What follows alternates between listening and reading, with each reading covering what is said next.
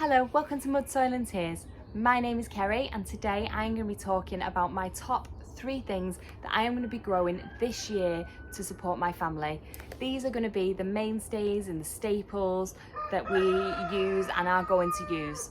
Now the first thing that I needed to think about when I was thinking about what I'm going to put in as my main crops to support us are calories. As a family we need calories. So the first thing, and something that's quite calorie heavy, that I'm going to put in are potatoes. Now I live in the UK, so normal potatoes grow pretty well. So these are the ones that I'm going to put in. They were really cheap. They're a bargain. This whole bag, this 2 kilogram bag, cost me £2.50. I got 2 of them, so that's £5. But between the 2 bags I bought, that should grow me enough plants to support my family. I figured out that I need about 40 potato plants for 2 to 3 potato based meals per week to be able to use that amount in meals. So 40 potato plants between this bag and this bag I've got here, that's over 40 potatoes. So I could just use them if I wanted to, but I'm probably going to buy 1 more bag just to be on the safe side, just in case anything happens. For the price that they are, it's going to save us a fortune anyway in potatoes. And with the cost of everything going up at the moment, growing your own potatoes is something that is realistic for everyone to do. It's easy. It's no, you can do it in a big allotment like I've got, or you can do it in a bed, or you can just get a bin and put the potatoes in it, and then just every time the potato grows, put more soil in. Every time it grows, put more soil in. Every time it grows, put more soil in, until eventually you get to the top of your old bin or whatever it is you're growing them in, and the plant will flower and die, and you should have tons of potatoes just in your backyard. But if you've got an allotment like me and more space, then obviously you can grow in beds. This year I'm going to do both because I want to see the difference and see which method's going to work best for us, whether I need to take up beds of space with potatoes, or whether I can just grab some big barrels and grow my potatoes in the big barrels. So I'm going to try both this year. So if you're interested in that, then do stick around, subscribe and follow along. We'll see which ones grow best, and you could also join in and do them with me as well, and we'll do it together. So that'd be exciting. So that's the potatoes. Potatoes work out at about 116 calories per cup. So it's not bad on the calorie front either. So the next thing that I am putting in is carrots. Now carrots aren't really massive on the calorie front. They're about 50 calories per cup, I think. So not massive, but they do contain a lot of vitamins, which is something that we're going to need if we're trying to just survive off what we're growing. So I bought these 3 packs of carrots for under £2 today. For all 3 of them, from different supermarkets in the UK. I just popped in and saw them and I thought, oh, I'll grab some and we'll throw them in.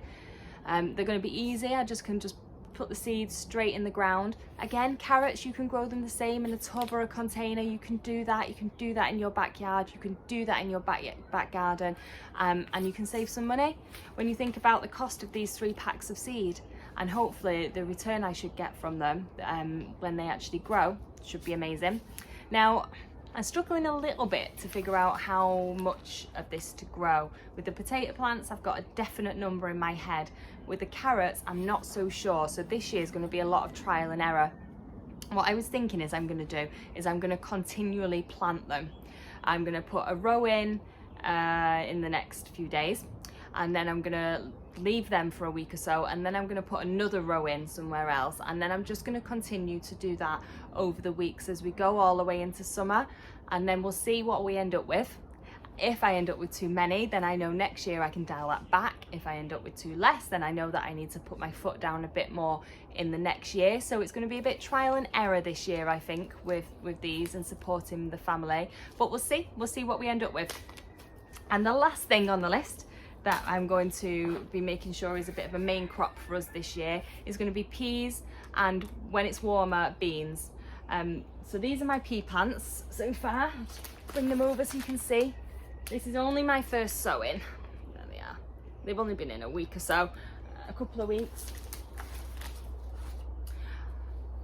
Peas are also really calorific.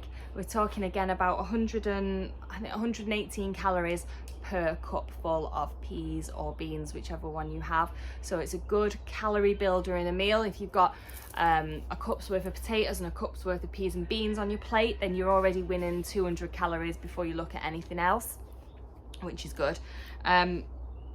Peas, again, it's going to be a tricky one for me to judge how much to put in to feed my family until I'm rolling with it. And I'm going to do the same as I'm doing with the carrots. I'm going to continually plant them over and over and over again. So I've got these ones in here, and then I'm going to just start now putting them straight in the ground, I think, throwing in rows and lines in different places and letting them grow, see how many we end up with. And then again, if I get too many, then next year I'll know I can dial it back, and if I get too little, then I know I need to put more in next year. So it's going to be a bit trial and error again this year, but definitely they're an easy one to grow. Now, I've seen a tip that I'm going to try this year. If you think, oh well, I can't, I don't want to go and find all those different seeds, I've bought a pack of these. These were 50p in the supermarket, dried peas, and apparently these peas can grow, they will grow in just some soil really easily, and their pea shoots are perfect for eating. So I'm going to use these as a salad vegetable. I'm going to see how it goes. I'm going to see if I can grow them just for pea shoots. I don't want them to flower, I don't want them to turn into actual peas, but pea shoots as a good nutrient dense salad leaf would be amazing, and they grow super quickly. So I'm going to grow these this year. So if you're interested in seeing how that goes, then follow along. We'll do a planting of that as well, so you can see them go in, and then we'll see and we'll watch how they go, and we'll see if they grow, because I've got no idea if they're really going to grow or not. It's just an experiment. We'll see what happens. So that's my top 3 that I am going to be growing this year to feed my family of 5. So it's 2 adults, 3 children. Again, what did I say? 40 potatoes, and continually sowing carrots and peas throughout the year to see how many we end up with. That's the plan. That's going to be my 3 mainstays. You can do it too. At the moment, everything's excessive in costs and prices are going up, and gas and electric companies are essentially now just taking food out of children's mouths. So if you're in the position of worrying and thinking, I don't know what to do, then this is a really simple answer for you.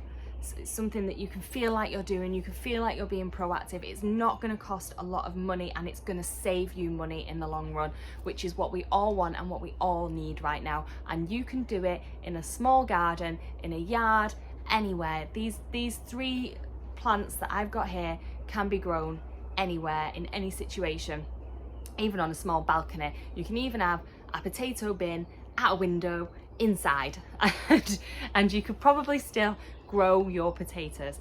It's possible, and we all need to look at doing things like this right now to try and make a difference in our monthly bills, and still being able to give our children food on the table.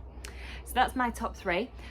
The only other thing I wanted to show you today, if you don't have land and an allotment and things like that, places to plant, then you need to think about how you're going to create compost and soil without it costing you an absolute fortune. And the best way is to start saving your food waste. I bought this bin on the internet, I think. I don't know where I got it from. It's a little bin with a little bag inside, and I just throw in all of my food waste in there, all of my fruit and vegetable scraps, peelings, everything that would usually go in the bin goes in there. And then I just dump that into a compost pile. So compost bins, you could probably pick them up free, I would imagine, on marketplace sites around the country of people who don't want them anymore. Or you could just make your own compost bin out of just a container to throw it in. Make sure you turn it regularly, and throw in all of your food scraps and food waste. And even if this year you can't getting your own compost isn't going to work for you, then next year you're going to have your own compost to go with as well, which is going to make it super cheap going forward. That's what I'm doing. I've got my own compost pile here that I'm working with, so I wanted to share that with you too, just in case you start thinking that there's more things that are prohibitive to growing. So that's my top 3. I hope you've enjoyed it. I think on Monday's video, we'll do a grow along as well. So I'll get them in the ground. I'll get the potatoes in, the carrots in, and my my bargain peas in, and we'll see. So if you want to plant with me, grab some things together, go and grab a box of these from the supermarket, and we'll plant together, we'll get them in, and we'll see if we can grow them. So until then, I will see you on Monday. Thank you for watching. Bye bye.